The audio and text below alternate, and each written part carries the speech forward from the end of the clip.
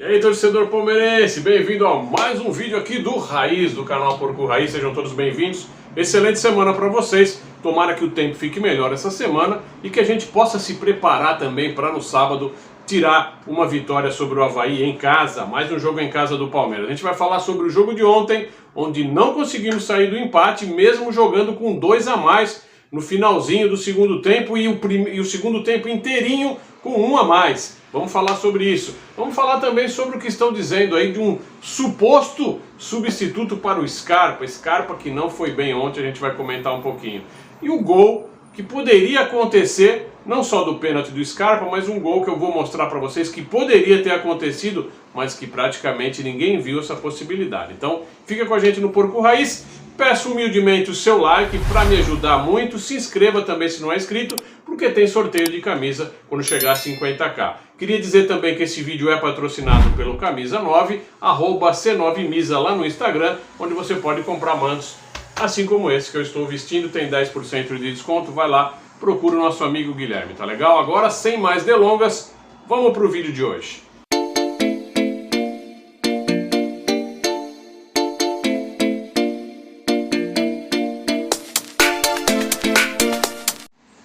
Vamos começar falando então deste suposto, deixa eu segurar aqui, ó, suposto meia central para substituição do nosso Scarpa, que no fim do ano vai para a Inglaterra jogar a Premier League.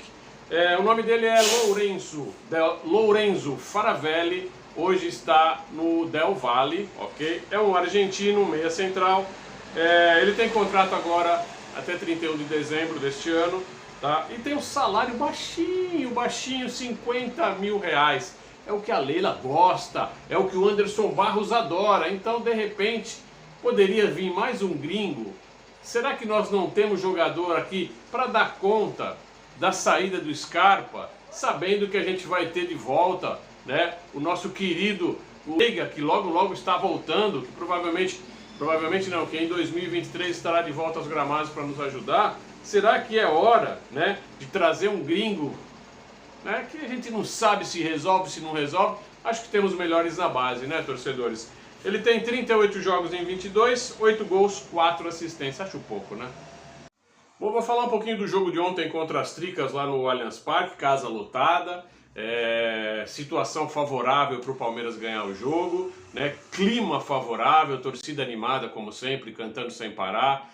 O time do São Paulo, né? Aquele time que vem lá no meião de tabela para baixo, com o Rogério Ceni não conseguindo se firmar como treinador, ídolo como jogador, mas não ídolo como treinador, perdendo competições importantes, mas a gente, mais uma vez, não consegue aproveitar a oportunidade de bater nas Tricas dentro dos nossos domínios, né? Começamos bem, começamos criando, mas o São Paulo também veio com um ímpeto adicional, tá? Veio com uma marcação forte, como o próprio Abel falou, principalmente povoando o meio de campo, né? O Palmeiras já não sabe jogar pelo meio de campo, só gosta de jogar pelas laterais, nas bolas longas alçadas para as laterais, para elas serem jogadas no chuveirinho para dentro da área. Esse é o modo de operar do Abel Ferreira e mais uma vez a gente não consegue no primeiro tempo fazer o que tinha que fazer. O Palmeiras tem um defeito que eu queria comentar com vocês muito grande, que é o seguinte: o Palmeiras entra com a mentalidade de resolver logo o jogo para então administrar. E quando isso não acontece, o ímpeto do Palmeiras, que começa lá em cima, começa a cair, tá? Como se fosse um gráfico descendente, tá? Não faz o gol, o ímpeto começa a cair, foi o que aconteceu.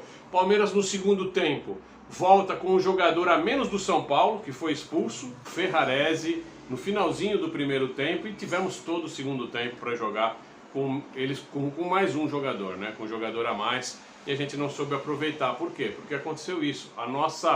O nosso ímpeto caiu, e no segundo tempo normalmente o nosso ímpeto não é lá grandes coisas. E no segundo tempo, como o próprio Abel falou em entrevista coletiva, só deu Palmeiras, mas com uma baixa efetividade que eu vou te falar. Só para pontuar o primeiro tempo, para mim Dudu sofreu pênalti, tá legal? A bola já não estava mais em disputa, era jogador contra jogador e o jogador do São Paulo entrou no corpo do Dudu. Claro que o Dudu deu uma valorizada, normal, dentro da área tem que se valorizar, mas que teve um contato sem a disputa da bola, teve. Então para mim, pênalti no Dudu, não marcado. Aliás, a arbitragem do primeiro tempo, uma caca, uma nhaca. No segundo tempo ele melhorou.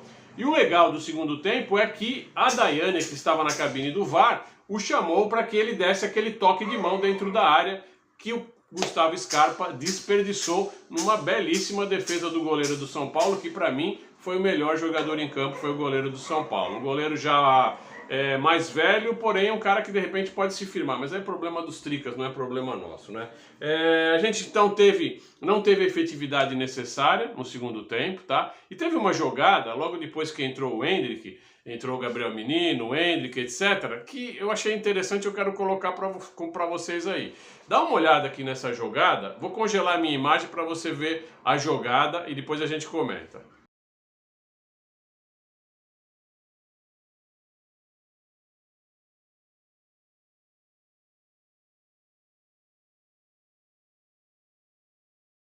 Então aí você vê, né, torcedor? O menino, o Endrick, desmarcado dentro da área, pedindo bola, e o Gabriel Menino e o Gustavo Scarpa, que estavam ali para bater a falta, nem sequer deram bola para o menino. O menino estava ali com a visão de jogo perfeita. Não tô marcado, toca em mim que eu domino e bato. Fatalmente seria gol.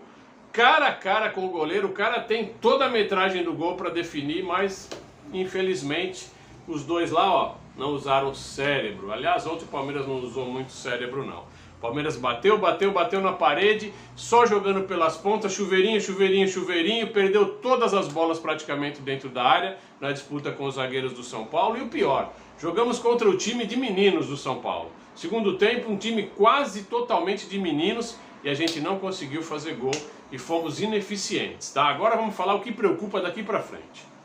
Eu tinha feito uma projeção em vídeo anterior e achava que o Palmeiras poderia ser campeão na 34ª rodada, lá na casa do Felipão, já em cima do Felipão, para dar meio que um troco no Felipão. Isso não será mais possível. Além disso, a gente ainda corre perigo, tá? Se a gente no próximo jogo no sábado contra o Avaí não formos suficientemente eficientes para fazer a vitória e trazer 3 pontos, a gente começa a dar uma patinada grandona no campeonato e a gente pode se complicar, hein? Sem contar que no fim, no último jogo, a gente tem um confronto direto, um jogo de 6 pontos contra o Internacional. O Internacional vem fazendo a lição de casa. Se a gente não ganha do Avaí, ou se a gente sequer empata com o Avaí, a gente vai ter problemas, porque eu acho que lá contra o Filipão, a gente vai ter muita dificuldade para ganhar, mesmo sabendo que o Filipão deve jogar com um time mesclado ou com um time reserva.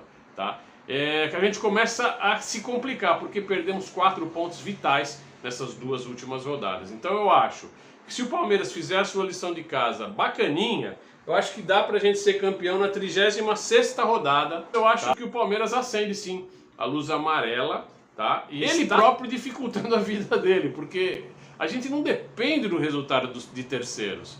Então pra que se complicar, né? É momento de ter cabeça mais fria, como o próprio treinador Abel fala, cabeça mais fria, coração mais quente, coisa que a gente deixou para trás nos 2 últimos jogos, tá legal?